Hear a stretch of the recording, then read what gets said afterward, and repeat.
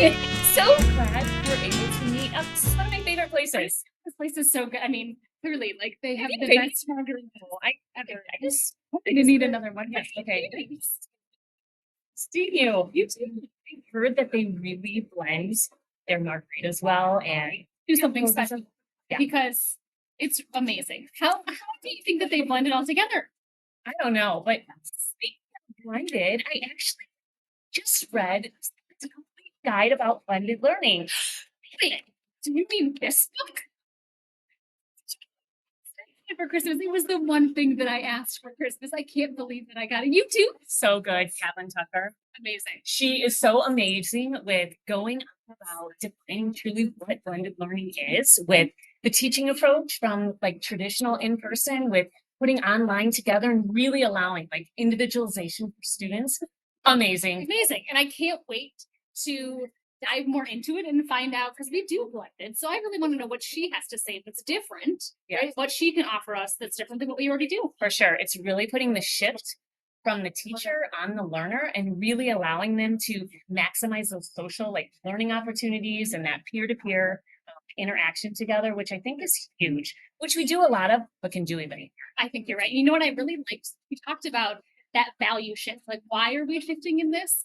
And she talked about doing it with purpose, right? And we're really wanting some longevity to it, not doing it for one reason or one spot. So I think that when we talk about wanting to incorporate this middle school and improve it in the high school, it really can be for purpose. For sure. You know, it's funny that you say that because there was actually a piece in her book. I actually just picked it up like right when we came in. Yeah, they actually had it. I think it's in color. Yeah, I think they I don't know, they may incorporate some of this into their margaritas or their tacos. The what? The what? Tequila. Yeah. The The how? how? Maybe a blender? Yeah. And The the why to have a good Because time. it's I mean, delicious.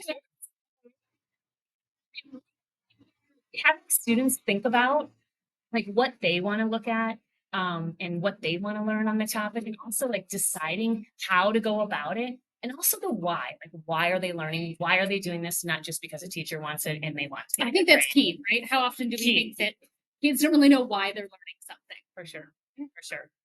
Okay, pause it. Because I feel like we just did a bunch. Michelle, you ordered shrimp tacos, right? Love them. So They good. sound really good. Delicious. Did you personalize that order?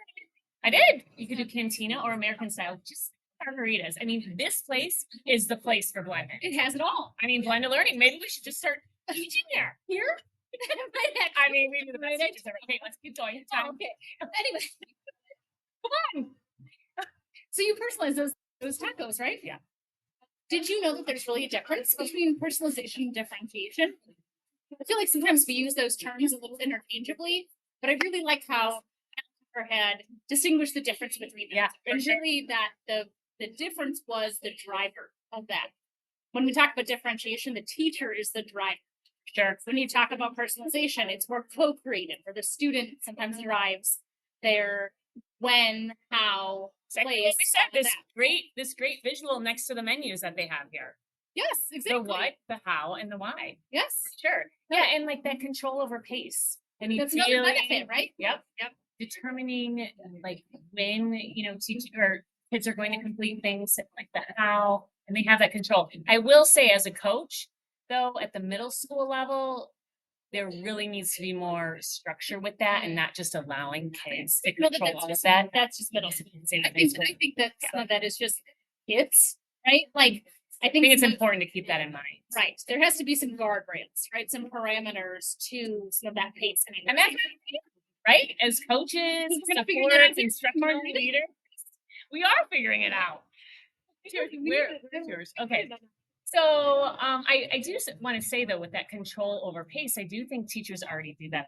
Like the must do, then do, may do kind of idea. I think they really did you have a visual. Oh yeah, for sure. Because I think that really it's upside down. I also picked this up.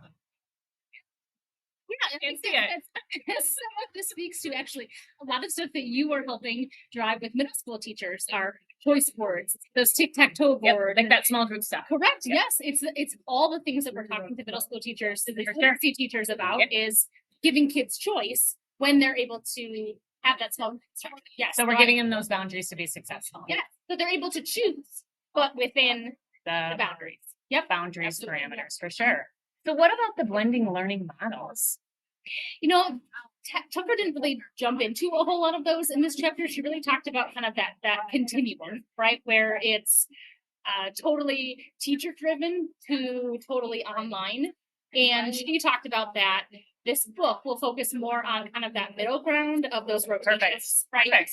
Of a good split between the two, because let's be realistic. We're not going to be able to do everything online, and we don't want to, right? Right. We're not trying to replace the teacher here. So Right.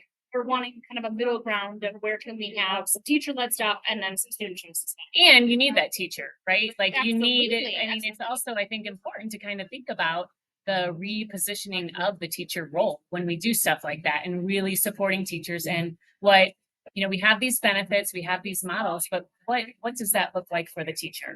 Because when kids are more in control and at their own pace, how does the teacher kind of manage and, perform and be in that process? And I think It's not right. if COVID taught us anything, it's that we need that teacher, right? Yeah. The kids can't perform and function totally online. Yeah. We're definitely not trying to take that away. I think we might need to like call Catlin up to see. I mean, I'm sure she's probably been here before. Yeah, I'm sure. Thank you so much. Oh, well, thank you. Oh, cheers. Oh my gosh, thank you.